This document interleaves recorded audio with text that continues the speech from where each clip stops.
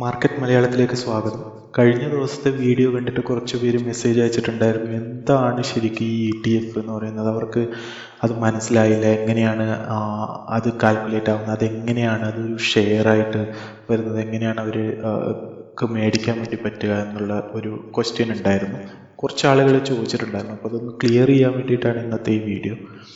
ETF എന്ന് പറഞ്ഞാൽ exchange traded fund എന്നാണ്. അതായത് ഒരു ഷെയർ പോലെ തന്നെ എക്സ്ചേഞ്ചിൽ ഓരോ ഇൻഡെക്സിനെ ബേസ് ചെയ്തിട്ട് ട്രേഡ് ചെയ്യുന്ന ഫണ്ട്. നമുക്കൊരു എക്സാമ്പിൾ Nifty 50 എടുക്കാം. Nifty 50 എന്ന് പറഞ്ഞാൽ NSEയിലെ ടോപ്പ് 50 അല്ലെ, ആദ്യത്തെ ഏറ്റവും ബെസ്റ്റ് 50 സ്റ്റോക്കുകളുടെ ഒരു ഇൻഡെക്സ് ആണ് Nifty 50 എന്ന് പറയുന്നത്. അപ്പോൾ അതിൽ ഏതൊക്കെ സ്റ്റോക്കുകളുണ്ട്, ഞാനൊരു ഡീറ്റെയിൽസ് എടുത്തു വെച്ചിട്ടുണ്ട് ഇവിടെ നിങ്ങൾക്ക് എളുപ്പത്തിന് വേണ്ടിയിട്ട്. നിങ്ങൾക്ക് നോക്കാം, ഇതൊരു ഏകദേശം 50 സ്റ്റോക്കുകൾ Nifty 50 ഇപ്പോഴും ആഡ് ചെയ്തിട്ടുള്ള. ഇത് ഇടയ്ക്കിടയ്ക്ക് മാറിക്കൊണ്ടിരിക്കും. നമുക്ക് അവർ എന്താണ് നിഫ്റ്റിയുടെ ഇതിനനുസരിച്ച് അത് മാറിക്കൊണ്ടിരിക്കും. എന്നാലും ഇപ്പോൾ അത്യാവശ്യം ലേറ്റസ്റ്റ് ഡീറ്റെയിൽസ് ആണിത്. ഇത്രയും സ്റ്റോക്കുകൾ, ഈ 50 സ്റ്റോക്കുകൾ Nifty 50 അംഗമായ സ്റ്റോക്കുകളാണ്. അപ്പോൾ അതിൻ്റെ ഇപ്പോഴത്തെ ഇന്നത്തെ അല്ലെങ്കിൽ ഇന്നലത്തെ പ്രൈസ് ആയിരിക്കും ഇത്. ഈ പ്രൈസ് ഒന്ന് നോക്കി നോക്കൂ, 290 അല്ലേ. ഓരോന്നിൻ്റെയും പ്രൈസ് നമുക്ക് 290 രൂപക്കുണ്ട്, 14,000 രൂപയുടെ ഷെയർ ഉണ്ട്, 17,000 രൂപയുടെ ഷെയർ ഉണ്ട്, 19,000 രൂപയുടെ ഷെയർ ഉണ്ട്. അപ്പം നമുക്ക് ഈ സ്റ്റോക്കുകൾ പോയി വാങ്ങുക, സാധാരണക്കാരനെ സംബന്ധിച്ച് എനിക്കോ നിങ്ങൾക്കോ പോയി വാങ്ങുക എന്ന് പറയുന്നത് ഇച്ചിരി ബുദ്ധിമുട്ടുള്ള കാര്യമാണല്ലേ. ലോങ് ടേമിലേക്ക് നമ്മൾ ഇൻവെസ്റ്റ് ചെയ്യുകയാണെങ്കിൽ ഇതിലെല്ലാം എല്ലാ കമ്പനിയുടെയും Nifty 50 എല്ലാ 50 കമ്പനികളുടെ എല്ലാ ഷെയറും ഒന്നിച്ച് വാങ്ങുകയാണെങ്കിൽ, ഓരോ ഷെയർ ആയിട്ട് വാങ്ങുകയാണെങ്കിൽ പോലും നമുക്ക് ഏകദേശം 1,00,000 രൂപക്ക് മുകളിൽ വേണം അല്ലെ, ഒരു ഷെയർ ആയിട്ട് വാങ്ങാൻ തന്നെ. എല്ലാ കമ്പനിയിലും ഒരു ഷെയർ വെച്ച് വാങ്ങാൻ തന്നെ. അപ്പം നമുക്ക് കുറച്ച് കൂടുതൽ ഇൻവെസ്റ്റ് ചെയ്യണം എന്നുണ്ടെങ്കിൽ, ഒരു 10 സ്റ്റോക്ക് വാങ്ങണം എന്നുണ്ടെങ്കിൽ നമുക്ക് ബുദ്ധിമുട്ടാണല്ലേ ഇവിടെ വന്നിട്ട് ഇത് വാങ്ങുക എന്നുള്ളത്. അത് മാത്രമല്ല, നമ്മൾ എപ്പോഴും ഇതിനെക്കുറിച്ച് ഡീറ്റെയിൽ ആയിട്ട് അനലൈസ് ചെയ്തുകൊണ്ടിരിക്കണം. ഏതൊക്കെ സ്റ്റോക്കുകളാണ് ഇപ്പോൾ Nifty 50, ഏതൊക്കെ സ്റ്റോക്കുകളാണ് Nifty 50 ഒഴിവായേക്കുന്നത്, അതിൻ്റെ വെയിറ്റേജ് എത്രയാണ്. ഇപ്പോൾ നമ്മളത് വിറ്റിട്ട് വീണ്ടും വാങ്ങാൻ പറയുമ്പോൾ അവിടെ ഒരു ബ്രോക്കറേജും കൂടി കൊടുക്കണമല്ലേ. നമ്മൾ ലോങ് ടേം അടുത്തൊരു 5 വർഷത്തേക്ക് 10 വർഷത്തേക്ക് നോക്കുമ്പോൾ ഇതിനിടയ്ക്ക് പോയിട്ട് വീണ്ടും വിൽക്കുക വാങ്ങുക എന്നൊക്കെ ചെയ്യുമ്പോൾ നമുക്കൊരു ഇമോഷണലി നമ്മൾ അതിൽ നിന്ന് കാശ് എടുക്കാനുള്ള ഒരു ടെൻഡൻസി ഉണ്ടാവും. ഇതിൻ്റെ പെർസെൻറ്റേജ് വൈസ് എത്രയാണ് ഈ നിഫ്റ്റിയിലെ വെയിറ്റേജ് എന്നും കൂടി നമുക്ക് നോക്കാം. 50 ഷെയർ ഉണ്ട് ഇവിടെ. 50 ഷെയറിൽ നിഫ്റ്റിയിലുള്ള വെയിറ്റേജ് എത്രയാണെന്ന് നോക്കാം. നിങ്ങളെല്ലാവരും കേട്ടിട്ടുണ്ടോ, HDFC ബാങ്ക് മൂവ് ചെയ്യുമ്പോൾ നിഫ്റ്റി മുകളിലേക്ക് പോകുമ്പോൾ നിഫ്റ്റി മുകളിലേക്ക് പോകുന്നു, റിലയൻസ് മുകളിലേക്ക് പോകുമ്പോൾ നിഫ്റ്റി മുകളിലേക്ക് പോകുന്നു. അതിൻ്റെ ഏറ്റവും വലിയ കാരണം എന്ന് പറയുന്നത് ഇതാണ്. ഈ എല്ലാ ഷെയറും 50 ഷെയർ എടുത്തു കഴിഞ്ഞാൽ, ഈ 50 ഷെയർ മൊത്തം എടുത്തു കഴിഞ്ഞാൽ ഇത് 100% അല്ലേ. ഈ 100%-ൽ ഈ 2 സ്റ്റോക്കുകൾ ഉണ്ടോ നിങ്ങൾ, പ്രത്യേകിച്ച് ഈ 3 സ്റ്റോക്കുകൾ, HDFC ട്വിൻസ് എന്ന് പറയും, HDFCയുടെ ഇരട്ടകൾ, HDFC ബാങ്കും HDFC ഫൈനാൻസ് കോർപ്പറേഷനും. ഇവർ രണ്ടും തന്നെ ഏകദേശം 18-19% വെയിറ്റേജ്, അതായത് അതിലൊരു നമ്മൾ മലയാളത്തിൽ നല്ല രീതിയിൽ പറയുകയാണെങ്കിൽ ഒരു പ്രാഥമിക അംഗത്വം എന്ന് പറയുന്ന അത്രയും നല്ലൊരു ഇത് രണ്ടും കൈകാര്യം ചെയ്യുന്നു. പിന്നെയുള്ളത് റിലയൻസ് ആണ്. അതായത് ഈ 3 സ്റ്റോക്കുകൾ മൂവ് ചെയ്താൽ തന്നെ നിഫ്റ്റി എപ്പോഴും മുകളിലേക്ക് പോകും. അത്രയും വെയിറ്റേജ് ഉള്ള സ്റ്റോക്കുകളാണിത്. പക്ഷേ ഇത് ഇടയ്ക്കിടയ്ക്ക് അഡ്ജസ്റ്റ് ആയിക്കൊണ്ടിരിക്കും, വെയിറ്റേജ് അഡ്ജസ്റ്റ് ആയിക്കൊണ്ടിരിക്കും, സ്റ്റോക്കുകൾ അങ്ങോട്ടും ഇങ്ങോട്ടും അഡ്ജസ്റ്റ് ആയിക്കൊണ്ടിരിക്കും. അപ്പോൾ ഇതൊക്കെ ട്രാക്ക് ചെയ്യുക എന്ന് പറയുന്നത് സാധാരണക്കാരനെ സംബന്ധിച്ച് വളരെ ബുദ്ധിമുട്ടുള്ള കാര്യമാണ്. ഇടയ്ക്കിടയ്ക്ക് പോയി നോക്കുക എപ്പോഴാണ് ഇത് മൂവ് ആവുന്നതെന്നൊക്കെ നോക്കുക, വളരെ ബുദ്ധിമുട്ടുള്ള കാര്യമാണ്. അപ്പം അതിന് വേണ്ടിയിട്ട് ഇൻട്രൊഡ്യൂസ് ചെയ്തൊരു മെത്തേഡാണ് ETF എന്ന് പറയുന്നത്. അതായത് ഈ ഇൻഡെക്സിനെ ബേസ് ചെയ്തിട്ട് ഒരു ഓവറോൾ കാൽക്കുലേഷൻ വെയിറ്റേജ് ഒക്കെ എടുത്തിട്ട് അവരൊരു പ്രൈസ് നിശ്ചയിക്കും എപ്പോഴും. അപ്പോൾ എന്തുകൊണ്ടാണ് Nifty ETF വളരെ റിസ്ക് ഫ്രീ, വളരെ നല്ലൊരു മെത്തേഡാണെന്ന് പറയാൻ വേണ്ടി കാരണം നിങ്ങൾക്ക് കാണിച്ചു തരാം. ഇവിടെ ഞാൻ ഒരു ഡയറക്റ്റ് ഗൂഗിളിൽ പോവുകയാണ്. ചുമ്മാ ഞാനിവിടെ ടൈപ്പ് ചെയ്യാണ് ETF, എൻട്രി ചെയ്തു. കുറച്ച് താഴേക്ക് പോയി കഴിഞ്ഞാൽ മണി കൺട്രോളിൻ്റെ ഒരു വെബ്സൈറ്റ് കിട്ടും. നമുക്കവിടെ ഫുൾ ഡീറ്റെയിൽസ് അവൈലബിൾ ആണ്. എന്തൊക്കെ തരത്തിലുള്ള ETF ഉണ്ട്, ആരൊക്കെയാണ് ഈ ETF സപ്പോർട്ട് ചെയ്യുന്നത് അല്ലേ? നിങ്ങൾക്ക് ഇവിടെ നോക്കാം, ഇൻവെസ്കോൻ്റെ ഗോൾഡ് ETF ഉണ്ട്, ബിർളേൻ്റെ ഉണ്ട്, SBIൻ്റെ ഉണ്ട്, ആക്സിസ് ഉണ്ട്, കോട്ടക് ഉണ്ട്, UTI ഉണ്ട്, HDFC ഉണ്ട്, നിപ്പോൺ ഉണ്ട്, റിലയൻസിൻ്റെ ഉണ്ട് അല്ലേ? ഒരുപാട് കമ്പനികൾ ഇത് സപ്പോർട്ട് ചെയ്യുന്നുണ്ട്. നമ്മളിവിടെ നോക്കണം, നമുക്ക് ജസ്റ്റ് ഞാനൊന്ന് ഓപ്പൺ ചെയ്ത് വെച്ചിട്ടുണ്ട് SBIയുടെയും HDFCയുടെയും ഒക്കെ. നിങ്ങൾക്ക് ഇവിടെ നോക്കാം, ഞാൻ ഇൻവെസ്റ്റ് ചെയ്തേക്കുന്ന ഒരു ഫണ്ടാണ് HDFC UTI ഒക്കെ. HDFCൻ്റെ നിഫ്റ്റി ഫണ്ട്, UTIയുടെ നിഫ്റ്റി ഫണ്ട് അല്ലേ? അപ്പോൾ ഞാൻ ഒരു എക്സാമ്പിൾ കാണിച്ചു തരാം. ഞാനിവിടെ SBIയുടെ തന്നെ SBI ETF നിഫ്റ്റി 50, അതായത് ഈ നിഫ്റ്റി 50 ഇൻഡെക്സിനെ ബേസ് ചെയ്തിട്ട് ഇൻവെസ്റ്റ് ചെയ്യുന്ന ഒരു ETF, അതായത് നിഫ്റ്റി 50-ലെ 50 കമ്പനീസിൽ ഇൻവെസ്റ്റ് ചെയ്യുന്നൊരു ഫണ്ടാണിത്. നോക്കൂ, എത്രയാണ് അവരുടെ ടോട്ടൽ ഫണ്ട് സൈസ്? 53,167 കോടി രൂപ അല്ലേ? അത്രയും കാശ് അവർ നമ്മുടെ കയ്യിൽ നിന്ന് ഓൾറെഡി വാങ്ങിയിട്ടുണ്ട് ഇൻവെസ്റ്റ് ചെയ്യാൻ വേണ്ടിയിട്ട്. ഇനി ഇതിലെ ഇമ്പോർട്ടൻറ്റ് ഫാക്ടറാണ് ഈ എക്സ്പെൻസ് റേഷ്യോ. ഈ എക്സ്പെൻസ് റേഷ്യോ എന്ന് പറഞ്ഞാൽ വളരെ സിമ്പിളാണ്. അവർക്കിത് മാനേജ് ചെയ്യാൻ വേണ്ടിയിട്ട് വരുന്ന എക്സ്പെൻസ് നമ്മുടെ കയ്യിൽ നിന്നാണ് വാങ്ങുന്നത് അല്ല. അവരുടെ ഒരു ഫണ്ട് മാനേജർ ഉണ്ടാവും, ഈ ഒരു പ്രത്യേക ഫണ്ട് കൈകാര്യം ചെയ്യാൻ വേണ്ടിയിട്ട്. ഈ ഒരു ഫണ്ടിന് വേണ്ടിയിട്ട് ഒരു ഫണ്ട് മാനേജർ ഉണ്ടാവും, അതിൻ്റെ കീഴിൽ കുറച്ച് ആൾക്കാർ ജോലി ചെയ്യുന്നുണ്ടാവും. അവരുടെ എക്സ്പെൻസ് എല്ലാം ഇതിൽ കവറാവും കേട്ടോ. ഇത് സിമ്പിളായിട്ട് ഇങ്ങനെ വിചാരിച്ചാൽ നമുക്ക് കിട്ടുന്ന കാശിൽ നിന്ന് എത്ര കാശ് അവർ എക്സ്പെൻസ് ആയിട്ട് വാങ്ങുന്നുള്ളതിൻ്റെ ഒരു ഇതാണ്. വളരെ ചെറിയൊരു പെർസെൻറ്റേജ്. നമുക്ക് ഇൻഡസ്ട്രി ആവറേജ് പറയുന്നത് 0.43 ആണ്. അപ്പോൾ 0.07% ആണ്. വളരെ ചെറിയൊരു 0.1-ലും താഴെ അല്ലേ?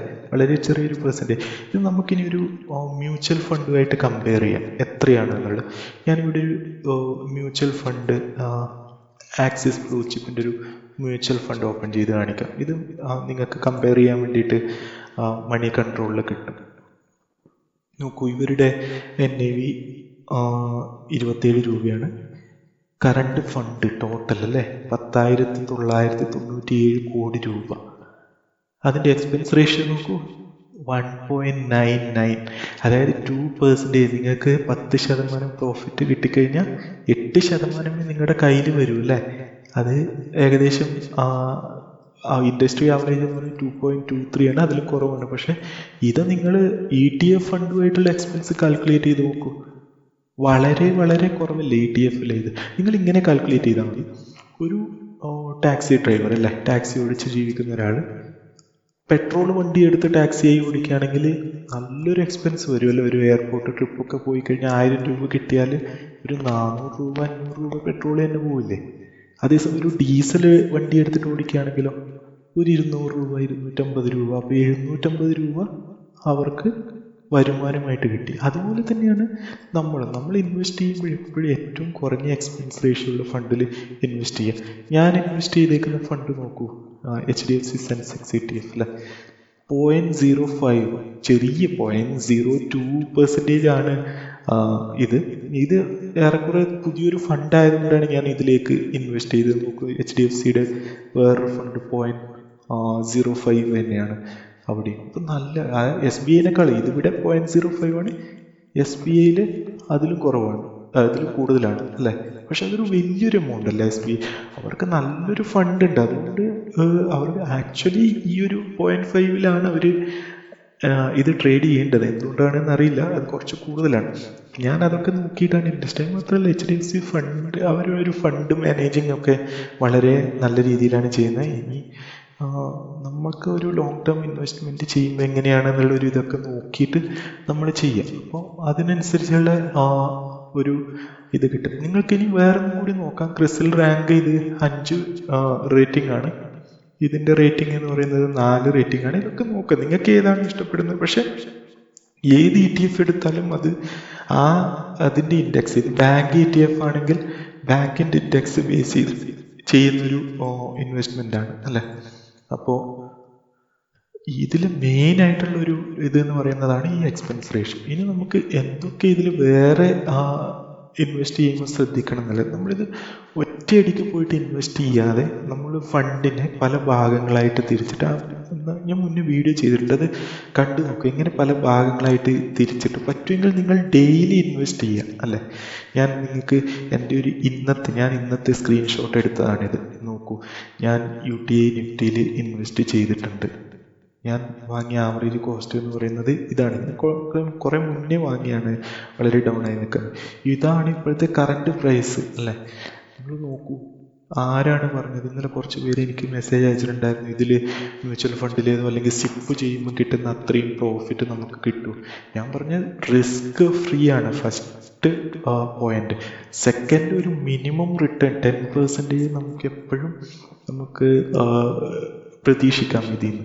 ഇപ്പോഴേ തന്നെ എനിക്ക് ഓൾറെഡി ഇത് കിട്ടി, ഞാൻ എന്നിട്ടും ഇത് ഹോൾഡ് ചെയ്യാണ് അല്ലേ. ഞാൻ ഇതിലും കൂടുതൽ പ്രതീക്ഷിക്കുന്നുണ്ട്, കാരണം ഇപ്പോഴാണ് ബെസ്റ്റ് ടൈം ഇൻവെസ്റ്റ് ചെയ്യാൻ വേണ്ടിയിട്ട്. പതുക്കെ ഇൻവെസ്റ്റ് ചെയ്ത് തുടങ്ങുക. നിങ്ങൾ നോക്കൂ, കോട്ടക് നിഫ്റ്റി ഇതിൻ്റെ ഒരു പെർസെൻറ്റേജ് നോക്കൂ, 14%. ICICI സെൻസെക്സ് ഇത് കുറച്ച് താഴെയാണ്, കാരണം ഇത് റീസെൻ്റ് ആയിട്ട് ഞാൻ വാങ്ങിയതാണ്, അത് കാരണമാണ് ഇത് കുറച്ച് താഴെ നിൽക്കുന്നത്. നിങ്ങൾ കോട്ടക് NV20 നോക്കൂ, ഇതും അത്യാവശ്യം നല്ല പ്രോഫിറ്റ് അല്ലേ. ഇത് ഇത്രയേ ഉള്ളൂ. നമ്മൾ വാങ്ങുമ്പോൾ നല്ല രീതിയിൽ ശ്രദ്ധിച്ച് വാങ്ങാം. ഈ HDFC നിഫ്റ്റി ഞാനിപ്പം പറഞ്ഞ ഫണ്ട് ഇപ്പം 0.1%, 0.56% ഡൗണിലാണ്. കുഴപ്പമില്ല, ഇത് തിരിച്ചു വന്നോളൂ. എത്ര രൂപ? 6 രൂപയാണ് എനിക്ക് നഷ്ടമുള്ളത്. ഞാനിതൊരു ലോങ് ടേമിൽ കാണുമ്പോൾ നമ്മുടെ ഇൻഡെക്സ് നിങ്ങൾക്ക് തോന്നുന്നുണ്ട് എപ്പോഴും ഇത് 9,000 പോയിന്റിലാണ് നിൽക്കുക നിഫ്റ്റി 50. അത് എപ്പോൾ നല്ലൊരു മാർക്കറ്റ് ഇതൊക്കെ തരണം ചെയ്ത് തിരിച്ചു വരുമ്പോൾ നല്ലൊരു മൂവ്മെന്റ് ഉണ്ടാവും അല്ലേ. ഒരു 14,000 15,000 പോയിന്റിലേക്കൊക്കെ അടുത്തൊരു 5 വർഷം കൊണ്ട് പോവില്ലേ. അപ്പോൾ 15,000 പോകുമ്പോൾ ഇപ്പോഴുള്ളതിൻ്റെ ഡബിൾ ആവും. അപ്പോൾ നിങ്ങളൊന്ന് ആലോചിച്ച് നോക്കൂ, ഈ 18% എന്നുള്ളത് എനിക്കൊരു 25% റിട്ടേൺ പ്രതീക്ഷിച്ചൂടെ? ഇതിൽ നിന്ന് ഒരു 25% പ്രതീക്ഷിച്ചൂടെ? അതാണ് ഞാൻ പറയുന്നത്, നമ്മൾ ഇൻവെസ്റ്റ് ചെയ്യുമ്പോൾ നോക്കിയും കണ്ടും നല്ല ഇതിൽ വാങ്ങും. നമ്മളെപ്പോലെയുള്ളവർക്ക് സ്റ്റോക്കിൽ പോയി ഇൻവെസ്റ്റ് ചെയ്ത് അത് മാനേജ് ചെയ്ത് കൊണ്ടുപോകുക എന്ന് പറയുന്നത് വളരെ ബുദ്ധിമുട്ടുള്ളൊരു കാര്യമാണ്. അപ്പോൾ നിങ്ങൾക്ക് ഇഷ്ടമുള്ളൂ, നിങ്ങൾക്ക് വേണമെന്നുണ്ടെങ്കിൽ ഗോൾഡിൽ ഇൻവെസ്റ്റ് ചെയ്യാം. ഇനിയിപ്പോൾ ഗോൾഡ് ഓൾറെഡി നല്ലൊരു പ്രൈസിൽ നിൽക്കുന്നതുകൊണ്ട് ഗോൾഡിൽ ഇൻവെസ്റ്റ് ചെയ്യുന്നതുകൊണ്ട് വലിയൊരു ഇതായിട്ട് ഞാൻ കാണുന്നില്ല. അതിലും നല്ലത് ഇൻഡെക്സ് ETF തന്നെ ഡയറക്റ്റായിട്ട് വന്നിട്ട് ചെയ്യുന്നതാണ്.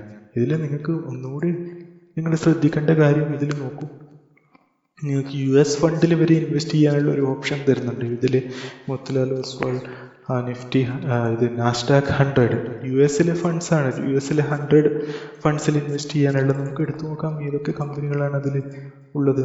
അപ്പോൾ നമ്മൾ ഇതെല്ലാം കണ്ടുപിടിച്ച്, നമുക്ക് ഓപ്ഷൻസ് ഒരുപാടുണ്ട്. നമ്മൾ നല്ല രീതിയിൽ കണ്ടുപിടിച്ച് അത് ഇൻവെസ്റ്റ് ചെയ്യാന്നുള്ളതാണ് ഏറ്റവും വലിയൊരു കാര്യം അല്ലേ. ഇതിൻ്റെ എക്സ്പെൻസ് റേഷ്യോ നോക്കൂ, നമ്മളിപ്പം കണ്ട് 0.07 വളരെ കൂടുതലല്ലേ, 0.5. അപ്പോഴും നമ്മുടെ മ്യൂച്വൽ ഫണ്ടിനേക്കാളും കുറവാണ് അല്ലേ. നമ്മൾ നോക്കാം ഏതൊക്കെ ഫണ്ടിലാണെങ്കിൽ ഇൻവെസ്റ്റ് ചെയ്യുന്നത് നോക്കൂ. മൈക്രോസോഫ്റ്റ്, ആപ്പിൾ, ആമസോൺ, ആൽഫബറ്റ്, ഗൂഗിളാണത്, ആൽഫബറ്റ്, ഫേസ്ബുക്ക്, ഇൻറ്റൽ, പെപ്സിക്കോ. നോക്കൂ ഏതൊക്കെ കമ്പനി. നമ്മൾ ഇങ്ങനെ കണ്ടെത്തി ഇൻവെസ്റ്റ് ചെയ്യുക, അപ്പോഴാണ് നമ്മുടെ പ്രോഫിറ്റ്, നമ്മുടെ ഇൻവെസ്റ്റ്മെൻറ്റ് നല്ല രീതിയിൽ വിചാരിച്ച രീതിയിലുള്ള റിട്ടേൺ തരും അല്ലേ. ഈ വീഡിയോ നിങ്ങൾക്ക് എല്ലാവർക്കും ഇഷ്ടമായി എന്ന് പ്രതീക്ഷിക്കുന്നു. വീണ്ടും കാണുന്നവരേക്ക് നന്ദി, നമസ്കാരം.